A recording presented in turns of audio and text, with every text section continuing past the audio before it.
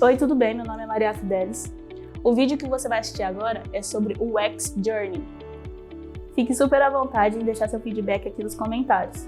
E se você ficou interessado em fazer parte do nosso ecossistema, os links estão todos na descrição. Um bom vídeo! Então, queria agradecer a presença de todo mundo aqui. Primeiro, é um prazer estar aqui compartilhando a nossa experiência. Antes de eu me apresentar oficialmente, eu vou explicar um pouquinho. Assim, a gente está com muito conteúdo, felizmente ou infelizmente, então a gente não vai conseguir tirar a dúvida de vocês nesse tempo, porque depois da gente tem uma outra palestra aqui nessa mesma sala. Então, a gente vai estar no stand tirando as dúvidas de vocês lá. Então, podem colocar no chat, ou enfim, depois encontrem com a gente lá no stand para a gente dar feedback, ou vocês darem feedback, a gente bater um papo bem descontraído. E sobre essa palestra também, a nossa ideia é justamente ter esse bate-papo bem tranquilo. A gente vai contar toda a história, né? Desde que eu entrei na PebMed em 2018, e quando a gente começou a plantar a sementinha de UX aqui dentro, até hoje, quando a Peb já está, enfim, uma empresa consolidada, foi enfim, comprada pela Afya. Então, esperamos que vocês gostem da apresentação e que vocês consigam levar um pouquinho disso que a gente está apresentando para vocês para a empresa que vocês estão. Na verdade, a gente quer que vocês entrem para a PebMed, entrem para a Afya, mas, enfim, caso não tenha alguma vaga que vocês se interessem, levem essa experiência para a empresa de vocês e depois a gente troca no feedback no LinkedIn ou, enfim, a gente se encontra por aí. Isso aí. E só contribuindo também a Gaia aí, a gente não está querendo passar nenhuma receita de bolo, nenhuma fórmula, tá? Acho que cada um tem seus desafios, suas dificuldades, mas só para passar um pouquinho do que a gente passou, nossas dificuldades, nossos desafios, e vocês também vão tirar um pouco de proveito disso tudo, beleza? Apresentando aqui rapidamente, eu sou Gabriel, sou o Product Design Lead aqui da Peb. Entrei na Peb em 2019 aí para ajudar a Gaia a crescer e alavancar a nossa equipe aí, já desde 2019, e a gente cresceu exponencialmente desses anos para cá. Já fui também da parte de telecom, já fiz alguns serviços digitais aí para a parte de algumas operadoras do Brasil e da América Latina, e agora estou aí nessa parte da saúde para melhorar a nossa saúde do Brasil como um todo, né? Falei, Gaia? É isso aí, gente. Então, como o Gabs falou, eu já tinha falado também, eu acho, eu me chamo Gaia, eu sou Product Designer aqui na Peb, hoje eu trabalho diretamente no Whitebook, mas o que eu queria contar assim, para vocês, que eu acho que é mais rico, é que nem todo mundo tem essa oportunidade de ver o crescimento da empresa desde lá de trás até aqui, né? Então, eu acho que, para mim, tem sido incrível trabalhar na Peb e todas as oportunidades que a Peb me trouxe. Então, a gente espera que, enfim, a gente se conecta aí no LinkedIn para trocar mais experiências. Isso aí, nosso QR Code está aí do nosso perfil, pode entrar em contato com a gente, tá? E só contextualizando também, antes de a gente começar a apresentação, para dar um contexto sobre a Peb, né? Muitas pessoas que estão aqui podem ainda não conhecer a PebMed. Nós somos uma health tech aí, focada em serviços digitais para a área da saúde como um todo e bastante com foco na decisão clínica, né? A gente tem esse desafio de ser esse assistente proativo do médico, né, no dia a dia dele, ali com o seu paciente, na decisão clínica à beira-leito. A gente já está desde 2012, né, nessa construção, desde startup lá, com vários desafios que a gente teve nessa evolução, e agora a gente está cada vez mais se consolidando no mercado, né, e à medida que passa, a gente também vai se provando cada vez mais como um produto digital. Nós temos aqui dentro 3 produtos no nosso portfólio, que são os principais atualmente, que é o Whitebook, o Nursebook e o Portal, sendo o Portal que ele atualiza ali bastante o médico dentro da sua rotina como um todo, beleza? E para a gente começar aqui, eu trago essa frase do Steve Johnson, que é que boas ideias não surgem do nada, são construídas a partir de um grupo. E eu falo disso pelo fato de que quando a gente começa lá atrás, né, na época da PebMed como startup mesmo, né, todo mundo ali querendo algo em comum para a gente construir aquele produto, a gente pelo propósito da empresa, pelo propósito da saúde, né, a gente tem basicamente as pessoas como esses atores de crescimento, né? A gente tinha um CEO ali lado a lado com a gente, compartilhando suas ideias, né, pensando em conjunto, né, lado a lado ali construindo tela com a gente, às vezes, de design. Então, era aquela combinação que, obviamente, expandiu o nosso negócio ao longo desse tempo, né? E para a gente falar um pouquinho dessa nossa visão de futuro enquanto Peb, eu trago esse diagrama aqui que a gente criou dessa parte da startup, do emerging, do enterprise, né? A gente, então, era lá atrás, né, naquela visão de startup, onde todo mundo era pau para toda obra, todo mundo fazia um pouquinho de cada coisa, a gente queria ver o negócio crescer, o negócio alavancar. Até a gente passar por um momento de emerge, né, que, entre aspas, é aquele caos, onde está tudo acontecendo ao mesmo tempo, a gente não tem tanto processo definido, a gente quer alcançar, a gente está se provando no mercado, então a gente está tentando se organizar aqui dentro de casa, até a gente passar por um momento de enterprise, que a gente se considera atualmente como uma empresa consolidada no mercado da saúde atualmente, né? Com o Whitebook aí, com mais de 120 mil assinantes que a gente tem, e a gente está cada vez mais crescendo aí no nosso mercado, tá? E, obviamente, o nosso time de UX se utilizou desse crescimento, dessa visão de futuro também para crescer enquanto equipe, né? A gente precisava também crescer aqui internamente, colocar os nossos desafios também no radar, para a gente se mostrar também cada vez mais para a empresa. Então, a gente acabou passando por 4 grandes momentos, né, e marcos que a gente acabou dizendo aqui, dessa nossa evolução e dessa nossa jornada.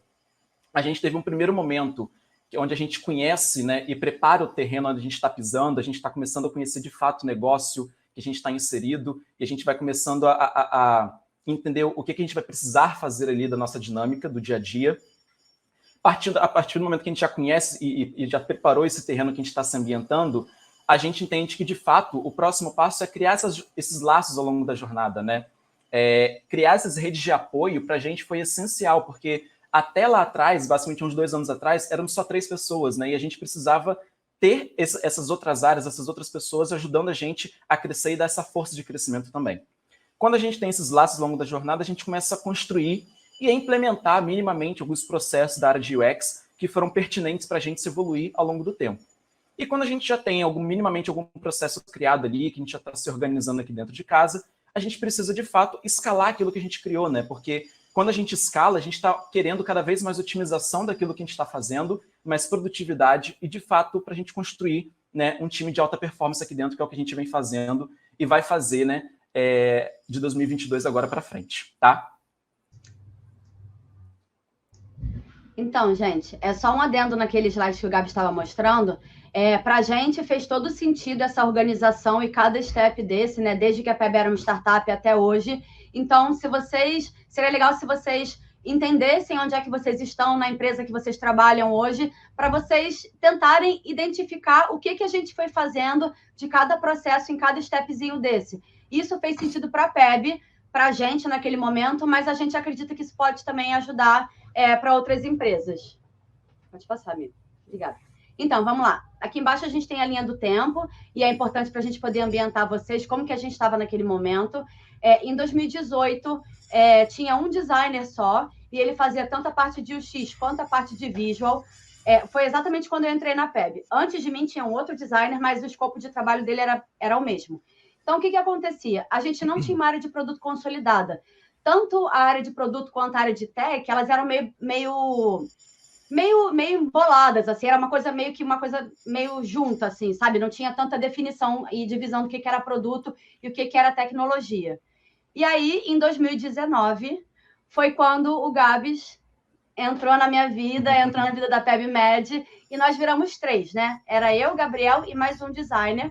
E aí, nesse momento, em 2019, a gente já começou a ser visto como designer independente, mas não como área de UX. Então, éramos 3 designers, mas não tínhamos ainda todo o apoio da PebMed em relação à área de UX. As demandas continuavam surgindo sem contexto e sem organização, porque não tinham processos implementados, e aí não havia uma visão de UX por parte da empresa. Na verdade, a PEB sempre incentivou e apoiou muito a gente conversar com os usuários e ter esse acompanhamento muito próximo assim, ao médico, aos profissionais de saúde. Mas ainda não era uma visão madura em relação ao UX, né? A gente estava ali, mas talvez a gente não tivesse tanta confiança ainda por parte deles. Então, a gente sabia que a gente tinha que trabalhar para melhorar isso. Pode passar, amigo.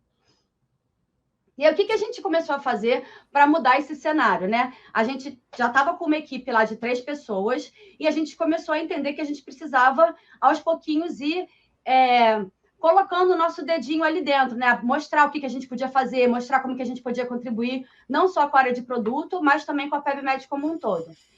E aí eu vou contar para vocês um case que é tipo uma das meninas dos nossos olhos, que chama MetaMed. Não sei se a galera já conhece, mas, assim, basicamente, a gente está trazendo esse case para vocês porque foi o primeiro case que o time de UX, de fato, pegou para resolver sozinho, né? Óbvio que teve apoio de todo mundo, mas foi o primeiro projeto de UX. Então, como é que aconteceu isso? O CEO e os fundadores, lembrando que a gente não era uma startup, o CEO e os fundadores estavam achando que a galera que trabalhava na PEB não estava muito conectada com o propósito, que o propósito da PebMed sempre foi salvar vidas, né?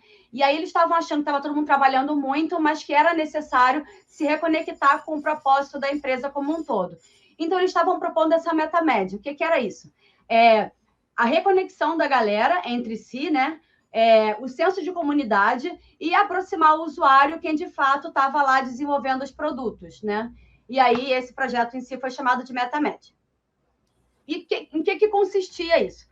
A gente tinha que fazer 500 entrevistas qualitativas durante 10 meses de projeto. A governança não era uma governança específica, então estava um pouco confuso para todo mundo. E a gente sabia que o pessoal de conteúdo ia ajudar na criação e nos roteiros para as entrevistas. E aí, o que aconteceu nesse meio do caminho? Ao longo de 4 meses de projeto, todo o time só conseguiu fazer 60 entrevistas, e todo o time, eu digo, desde desenvolvedores até o pessoal do financeiro, tá? Todo mundo tinha que participar desse projeto.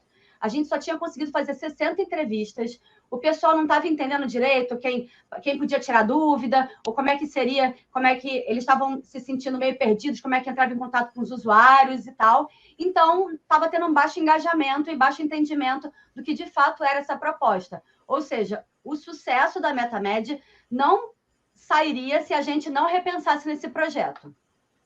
E foi aí que caiu para o time de UX, assim, repensar nesse projeto e propor melhorias para a gente conseguir atingir o objetivo de 500 entrevistas por mês. E aí foi o que a gente chamou de rebranding da MetaMed. E o que consistia? O que a gente propôs para redesenhar esse projeto?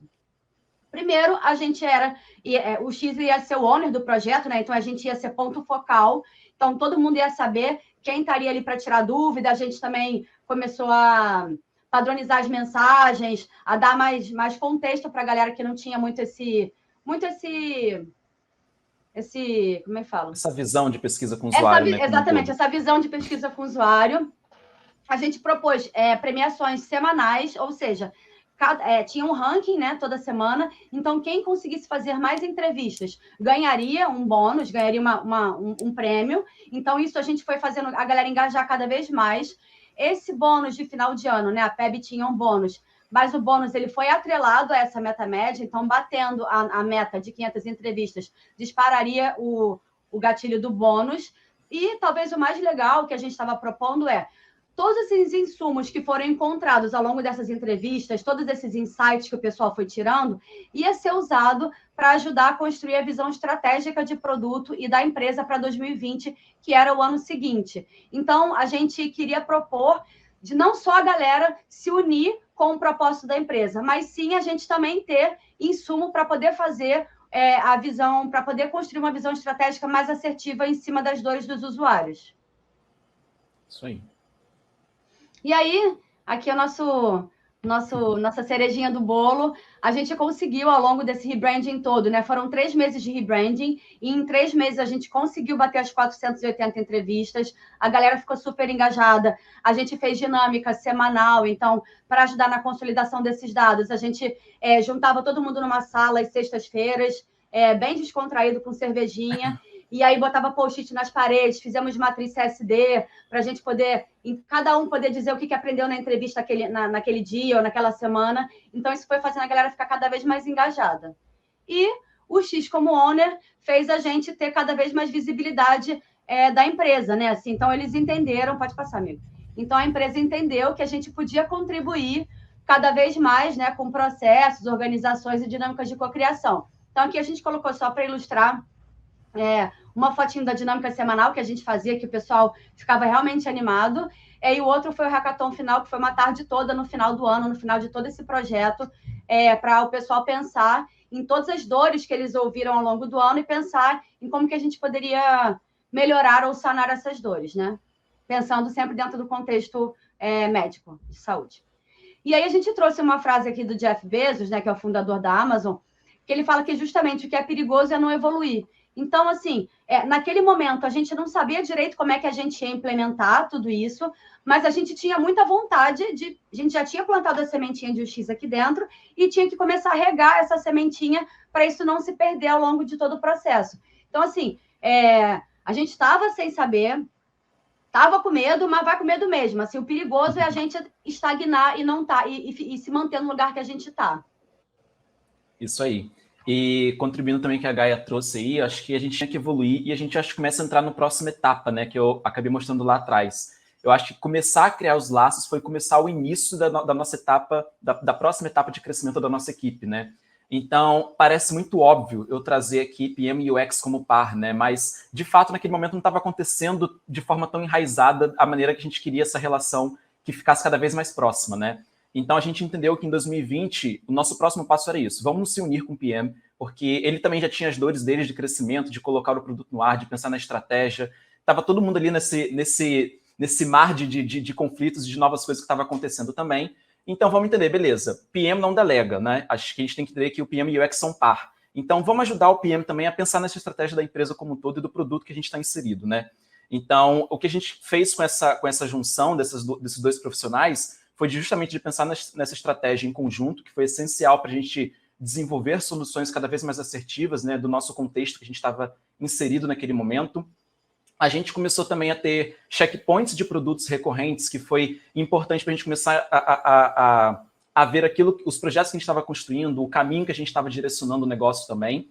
E a gente começou a ter os bate-papos recorrentes entre UX e PM, que a gente chamou na época lá de Product Critique, e da mesma época que a gente tem o Design Critique aqui do nosso lado do time de UX, a gente trouxe também essa cerimônia para o time de produto, para começar a pensar nas regras de negócio que a gente estava querendo colocar no projeto, pensar na estratégia de curto, médio e longo prazo do produto, e assim essa troca foi ficando cada vez mais mútua no nosso dia a dia, tá? Só complementando, amigo, rapidinho, só para a gente Pode deixar falar. claro que todo esse processo, né, de unificação PM e UX, ele não foi feito do dia para a noite, tá, gente? Qualquer relação, ela tem que ser vista com carinho, com paciência, o cara tem que conhecer seu trabalho, você tem que conhecer o trabalho do cara, você tem que confiar no que ele está fazendo e vice-versa. Então, isso foi ao longo de 2020 todo, a gente foi lá fazendo aquele trabalho de formiguinha, mas conseguimos, de fato, a gente conseguiu que a empresa entendesse como um todo que UX e PM eram pares, eles trabalhavam juntos. Então, acho que isso é um divisor de águas para a gente. E a gente tem um core value muito importante na PEB, né, amiga, que é a colaboração. Eu acho que a gente entende muito a colaboração de se aproximar cada vez mais e um tentar ajudar o outro. Então, esse foi o nosso viés aí desse contato com o PM também. E a gente olhava para a estratégia junto com os PMs da seguinte forma, né? A gente, em 2020, começou a precisar ter a construção de OKR, que eram as metas da nossa empresa, cada vez mais assertivas e organizadas dentro da casa, né? Não só para o time de produto, mas para a empresa como um todo, que todas as equipes, né, e as áreas tinham suas metas que eram estipuladas. O que a gente começou a pensar? Beleza, nós como UX, nós somos muito detentores de cocriação, de dinâmica, de metodologia, por que não utilizar isso, né, a nosso favor, também ajudar nessa visão estratégica como um todo? Então, a gente começou a ministrar ali as dinâmicas de OKR junto com os times, né, que eram dinâmicas também multidisciplinares, onde a gente conseguia chamar diversas pessoas de outras áreas também para contribuir com a gente. Obviamente, olhando sempre para a métrica, né, para aquilo que a gente está querendo atacar, para aquele KR que a gente está querendo resolver. E a gente utilizava muito aquela metodologia da árvore de oportunidades, que acho que muita gente conhece, da Teresa, para começar a tangibilizar, né, o nosso entregável, as nossas soluções e iniciativas que a gente gostaria de pensar para o quarter. E, em paralelo a isso, a gente começou também minimamente do lado de UX apenas, pensando no nosso roadmap da nossa área. A gente sentiu que, beleza, nosso time ainda era pequeno, mas a gente precisava se organizar dentro de casa, né, começar a pensar também em alguns processos da nossa área, para começar a ter mais visibilidade também enquanto time de design. Então, a gente começou a traçar um roadmap aqui do nosso lado, que foi um roadmap anual, que a gente foi fazendo alguns projetinhos ali, né, ao longo do ano.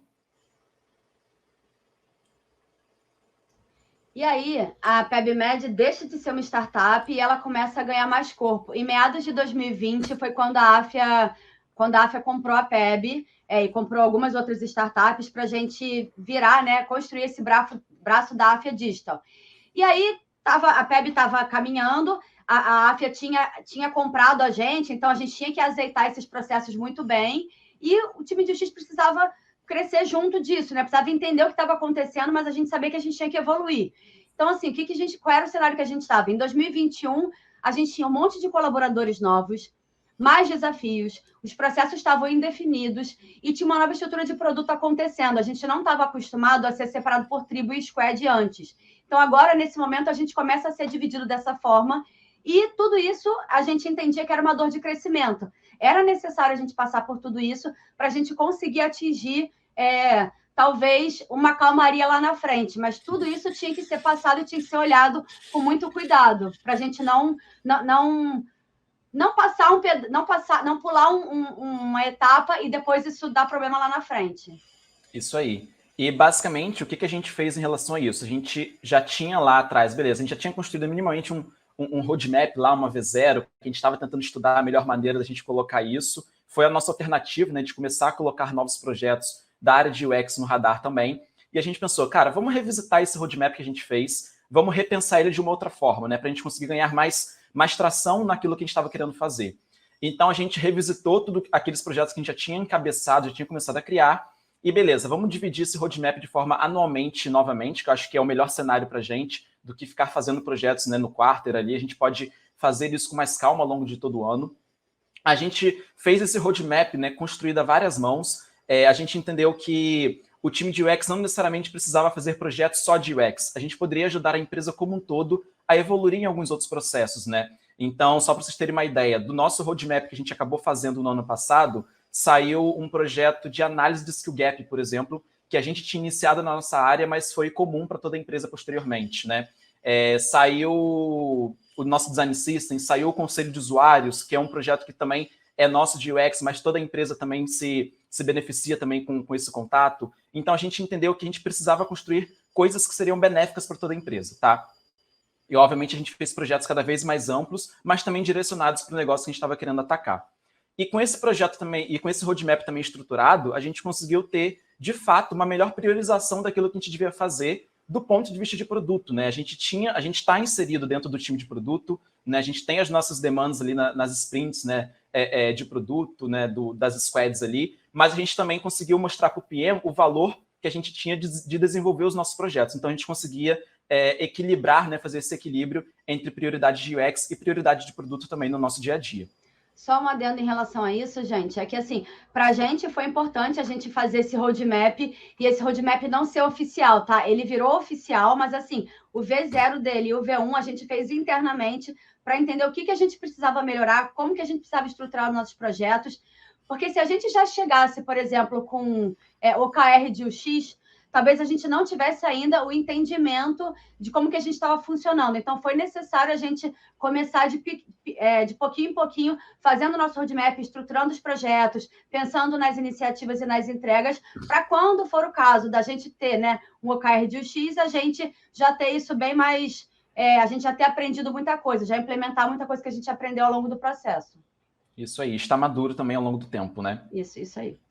E aqui também é uma fotinha de como que a gente construía esse roadmap. A gente fez isso no ano passado, tá? Sempre trazendo todo mundo, como eu disse, para a gente pensar nessas dores que a gente estava endereçando naquele momento. A gente clusterizava também algumas macro-iniciativas ali, macro-ideias, e tentava priorizar também de acordo com o impacto, né, que a gente poderia dar para a empresa e o esforço também que a gente deveria ter aqui dentro da nossa área.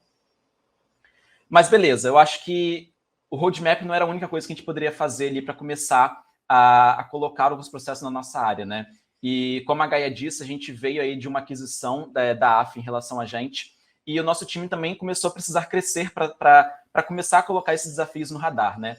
Então, a gente teve um crescimento super exponencial em 2021, a gente teve 9 novos integrantes, a gente está em 12 no total atualmente, e a gente saiu de 3, né? Então, foi um crescimento meio abrupto, assim, de 400%. E a gente começou a precisar de novas cerimônias de alinhamento, né? Eu acho que são muitas novas cabeças pensantes, muitas novas pessoas entrando, formas de se organizar também diferentes. E a gente precisou colocar 2 novas cerimônias que foram super importantes para a gente se desenvolver também enquanto time. Então veio o checkpoint de UX, que eu vou falar um pouquinho mais para eles, mais dele para vocês aí na frente. E a Masterclass UX, que foi uma cerimônia super legal que a gente faz mensalmente aqui na nossa área, onde cada colaborador, né, do nosso time traz uma pauta para ensinar para a equipe. Então, é uma forma que a gente consegue também se equalizar, tanto tecnicamente quanto em soft skills, e a gente se ajudar a nós próprios se desenvolver, né? Sem precisar de curso, alguma coisa externa. Então, a gente consegue se ajudar também internamente. Então, tem sido super importante também essas cerimônias que a gente tem colocado aqui dentro. Só explicando para vocês também, essa parte, né, dessas novas cerimônias e dessa nova organização, com essa quantidade imensa de novos integrantes chegando, é justamente o momento que a gente constrói e implementa os processos de UX, né? Então, a gente começou a pensar como que a gente ia fazer essa engrenagem rodar de forma mais fluida para mais para frente a gente conseguir escalar isso, porque hoje a gente está com 12, mas esperamos que cada vez mais o time cresça. Então, a gente precisou começar a testar e, enfim, testar para errar, se precisar ajustar para mais para frente isso já ser escalável de uma forma mais assertiva. Isso aí. E a gente traz aqui o checkpoint, que eu quis endereçar ele aqui também como uma das cerimônias principais, que de fato ela é principal para a gente, que ela acontece aqui quinzenalmente na nossa área, onde a gente consegue falar bastante de todos os projetos que estão no radar, do que a gente está fazendo, do que a gente vai fazer nos próximos 15 dias, né? Então, tem uma troca muito mútua da gente conseguir se alinhar do que cada um está fazendo. A gente coloca todo mundo na mesma página, né? Do que a gente está criando aqui dentro de produto. E a gente utiliza o Notion também para documentar todo esse nosso processo de aprendizado, tá? E como que funciona o checkpoint? Como eu disse, são encontros quinzenais, a gente fala bastante de alguns avisos gerais, né? Que a gente está querendo tratar ali em relação à nossa área. A gente faz a apresentação e evolução dos KRs atuais do time de produto. Então, é legal que é uma cerimônia onde a gente não fala apenas de entregável, de solução, a gente não vê só tela. A gente fala bastante de número aqui. Então, a gente consegue entender e se debruçar por que aquele KR não está andando, por que o ponteiro não está mexendo, e a gente consegue discutir bastante também em relação a isso. E a gente fala também bastante de iniciativas entregues, próximos 15 dias, e algumas hipóteses também que a gente acaba tendo de algum discovery. E o que a gente traz de benefício também em relação a essa cerimônia, tá? É o melhor alinhamento entre os designers. Isso foi uma coisa super importante para a gente começar a colocar, né, como eu disse, todo mundo na mesma página e entender de fato o que cada um está fazendo, né, porque estava ficando as coisas meio apartadas, né, então a gente precisou reunir novamente para conseguir ter esse controle. Mais contato com as metas da empresa, né, como eu disse, com os OKRs que a gente está estipulando nos produtos, uma melhor integração entre os produtos, né, porque a gente entende que o UX é ele que faz essa ponte entre o negócio e a experiência. Então, a gente também consegue conectar, por exemplo, o que está acontecendo de algum projeto no Whitebook, que pode ser super benéfico para o portal e vice-versa. Então, a gente consegue também fazer essa troca. Um ownership maior entre os designers em relação aos projetos, né? E, obviamente, ter esse senso de dono ajuda as pessoas também a melhorar cada vez mais a argumentação daquele projeto que ele está sendo feito. E, obviamente, mais colaboração e troca entre a gente, que é essencial para a gente evoluir e crescer também cada vez mais como time. Show? Isso aí é uma coisa bem legal da gente falar aqui, amigo. É que, assim, dentro do time de UX, e a gente está falando aqui do checkpoint, né? Mas eu posso levar isso para o time de UX como um todo. A gente entende que esse ambiente, ele tem que ser um ambiente muito emocionalmente seguro, né? Assim, a gente estava numa pandemia, continua nessa pandemia, tá todo mundo trabalhando remoto. Então, assim, é muito importante que a gente consiga entender o que o amigo, o que o colega de trabalho está fazendo, que problemas ele está passando, né? Assim, estar à disposição para poder ouvir, para a gente poder se conectar mais como time, né? E poder trabalhar melhor. Assim, não adianta nada a gente ter que ter uma super produtividade se a gente não está com a cabeça legal. Então, o que a gente puder fazer como time para um apoiar o outro, é isso que a gente espera, né? Assim, isso acontece no checkpoint, mas a gente leva isso para o time de UX como um todo. Perfeito. E aqui, eu acho que a gente vai finalizando o ano de 2021, retomando aquele diagrama que eu trouxe lá no início, né? Eu acho que a gente trouxe alguns marcos, obviamente não foi tudo que a gente acabou construindo, mas foram as coisas principais que a gente teve ao longo desses anos. E a gente sai, obviamente, relembrando daquele momento de startup, né, lá em 2018, onde as coisas eram um pouco desorganizadas, todo mundo fazendo as coisas ao mesmo tempo, né? A gente consegue passar para aquele momento de caos, a gente se provando no mercado enquanto negócio, enquanto produto. E a gente chega nesse momento hoje de enterprise, que é o momento da empresa consolidada como um todo, né? E, obviamente, o time de UX foi evoluindo com a PEB como um todo, para a gente também cada vez mais evoluir daqui para frente. E a gente também traz aqui um pouquinho a escala de maturidade de UX, só para a gente também mostrar eu acho, ao nosso ver, como que a gente evoluiu nesses últimos anos e a gente também foi crescendo a nossa maturidade também enquanto time, né? Então, a gente estava lá em 2018, onde o UX não é tão importante assim para o negócio, ele é visto, mas ele não é tão importante de fato, até a gente chegar ao momento onde a gente se considera hoje, nessa etapa 5, né, onde o UX é um dos principais princípios da estratégia organizacional. E a gente vai falar um pouquinho o porquê disso, né? E a gente, obviamente, está mirando nesse patamar aí de 6, que é onde o UX ele não é nem mais discutido, né? Ele está no tecido, ele está na organização ali, e ele está cada vez mais de forma orgânica no nosso dia a dia, né? De construção de produto digital e do nosso ecossistema que a gente vem construindo aqui dentro também, tá? Mas beleza, eu falei que a PEB teve esse seu crescimento acelerado, né? E obviamente por conta da AFIA, e a PEB também teve que se unir, unir os esforços com as outras empresas da AFIA Digital como um todo. E só para entender, porque a AFIA está criando esse braço digital e eles acabaram adquirindo diversas startups de diversos segmentos diferentes da saúde, né? Então a gente tem desde a PebMed, a iClinic também teve palestra agora há pouco, tem SHOSP, tem Medicinai, tem Medical Harbor, então tem várias outras empresas que estão ajudando a gente a construir a saúde do Brasil como um todo, e a PEB é uma delas. E a gente entende que o UX, nesse contexto, nesse cenário de evolução, a gente está aqui muito mais como o potencializador de crescimento, né, desse negócio que está cada vez mais evoluindo. Então, só mostrando um pouco desse contexto atual, a gente tem a AFIA, né, e a PEB, e as outras BUs aqui dentro, que na realidade são as Business Units, né, as outras unidades de negócio, como eu mencionei anteriormente. E a gente vem agora, o time de UX, super apoiando e a potencializar esse negócio, né? Pela primeira vez no passado, de todos esses anos, a gente conseguiu estar inserido nesse planejamento estratégico da PEB como um todo, e não relacionado só ao produto, mas muito também a visão de futuro que a gente quer da empresa, da AFIA Digital como um todo. Então, isso foi um marco também para a gente de estar inserido nesse novo contexto de planejamento. E a gente também está começando agora a entender que nós não somos apenas um time de UX de PEB, a gente tem que pensar de forma conjunta. E, obviamente, tem vários outros times de UX dentro da AFIA Digital como um todo, né? Então, acho que a gente está começando a ter mais entrosamento com eles, a pensar em projetos que podem ser cross e que podem impactar o negócio de todas as formas, e que o UX também está mostrando essa forma de ser os guardiões da experiência como um todo para a AFIA e para a PEB, tá? Esse que é o nosso foco que a gente está direcionando nesse momento. E a gente entra em 2022 justamente com essa missão, tá?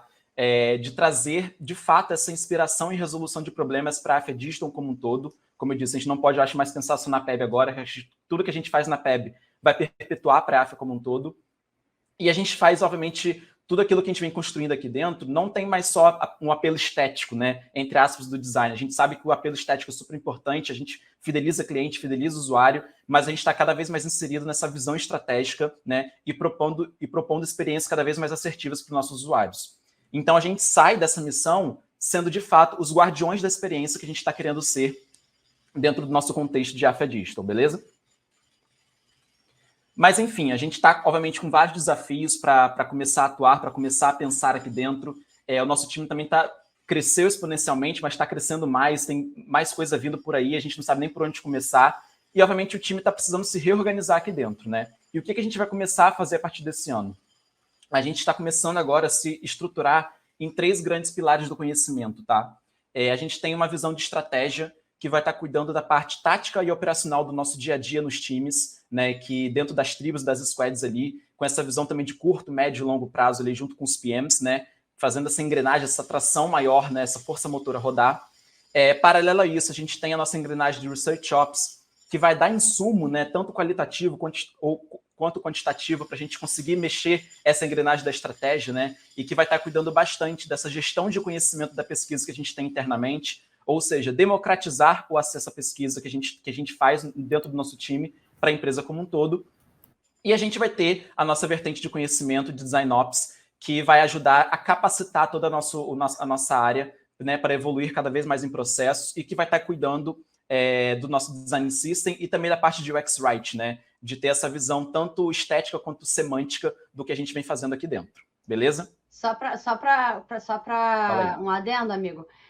Só para deixar claro aqui para a galera que a gente tem uma parte de Research Ops, e a gente tem UX Researches, e elas são maravilhosas, mas a ideia é que todos os Product Designers, todo mundo faça entrevista, todo mundo entre em contato com o usuário, senão isso fica só no pessoal de pesquisa, e a gente, né, não se perde, né? Se perde do foco final, né? Do foco principal, que é o contato com o usuário no dia a dia e entender, bater o papo, enfim, entender as dores. Então, a gente incentiva bastante pesquisa com o usuário, bate-papo, teste de usabilidade, tudo isso é bastante incentivado aqui dentro. Isso aí, e a gente extrapola isso também não só para todo mundo do nosso time, né, amiga? Mas também até para os PMs, para as outras pessoas também. Sim. Todo mundo entra em contato com o usuário, todo mundo faz pesquisa. Isso é um trabalho super colaborativo que a gente tem aqui dentro. Bem democrático. E trazendo um pouquinho de como que cada pessoa dessa atua na nossa área, a gente tem aqui os PDs, os Researchers e os Writers, né? Muito mais na parte operacional, né? Com essa visão de curto e médio prazo daquilo que eles vêm construindo. A gente tem as lideranças de estratégia, cuidando da parte tática, né, com essa visão de médio e longo prazo daquilo que a gente está fazendo ali também nas tribos e nas squads. A gente tem as lideranças de Research Ops e Design Ops capacitando, né, como eu disse, toda a nossa equipe e com essa visão sistêmica daquilo que a gente vem fazendo aqui dentro. E a gente tem o Manager, né, que tem essa visão de longo prazo, mais 3 anos aí, com toda essa visão estratégica e olhando não só para a PEB, mas também para a AFIA como um todo e tentando encontrar essa sinergia entre os produtos, né, e de novas possibilidades de negócio que a gente possa ter. Tá? E basicamente a gente quis trazer só um slidezinho aqui para mostrar como que a gente está estruturado. E como eu disse, a gente está dentro do time de produto. Então, atualmente a gente tem 4 tribos, tá? Que é o Whitebook, atualização médica, novos negócios e plataformas. E eu estou atuando junto com as lideranças dessas tribos, né, com os GPMs, com essa visão estratégica cada vez mais a longo prazo, também visão de futuro dos produtos que a gente está inserido. A gente tem os nossos UX, né, os nossos PDs aí dentro das squads, né, de forma multidisciplinar também com as outras equipes. Nós temos as nossas UX Researchers atuando muito de forma cross com todas as tribos, né, e ajudando os nossos designers a pensar em discoveries e algumas pesquisas que a gente acha necessário da gente fazer. E esse ano a gente conseguiu um marco super legal também, que foi a Dani, que entrou para o nosso time aí, alocada no time de dados, mas é uma analista focado só para ajudar a gente a pensar em análises comportamentais do nosso usuário, né? Isso foi uma coisa que a gente tinha uma dor muito lá atrás de não estar tão por dentro, né, de toda essa análise de dados que a gente possa ter, e agora com a Dani no nosso time, a gente está conseguindo ser cada vez mais data-driven também aqui dentro. Beleza? E eu acho que a gente falou bastante de como que foi essa nossa jornada aí ao longo desses últimos anos, como que a gente está estruturado, o que a gente está pensando lá para frente. Mas eu acho que uma das coisas que mais impactam no nosso dia a dia é o nosso processo, né, de discovery atual, né, que é o que impacta no nosso dia a dia de fato ali, né, no nosso desenvolvimento de produto. A gente estava bastante com essa dor, né, até o ano passado. A gente conversou bastante com o nosso time de Product Ops também aqui dentro para entender como que a gente pode organizar um melhor contexto de discovery contínuo, né, e obviamente extrapolar isso para todas as áreas, não só ficar dentro do time de produto. E a gente está reformulando esse nosso novo processo de discovery contínuo, que na realidade a gente vai estar atuando com a famosa tríade, né, que a gente sabe, que eu acho que é dessa maneira que a gente consegue trabalhar de forma multidisciplinar e atuar de fato no direcionador estratégico que a gente quer atacar, né? Então a gente vai ter os product designers ali mapeando e coordenando os impactos da experiência, e só relembrando, né, nós somos os guardiões da experiência, então a gente que vai estar impactando e coordenando tudo isso aqui dentro. A gente vai estar junto com os PMs, né, norteando as regras, o impacto no negócio, e o PM também muito ali lado a lado com a gente, listando essas prioridades que a gente deve atacar, né, dentro do produto. E a gente vai ter a nossa analista de dados ali, tangibilizando todas as métricas que a gente deve colocar em prática, né, o que a gente tem de insumo, de informação para os nossos problemas que a gente quer atacar, e trazendo essas análises de forma mais clara também para a gente. Então, a gente entende que essa tríade a gente constrói, de fato, esse discovery contínuo, tá? Que é o que a gente está querendo mostrar aqui dentro. Muito obrigada pela sua participação. E se você ficou interessado em fazer parte do nosso ecossistema, os links vão estar todos aqui na descrição. Até o próximo vídeo!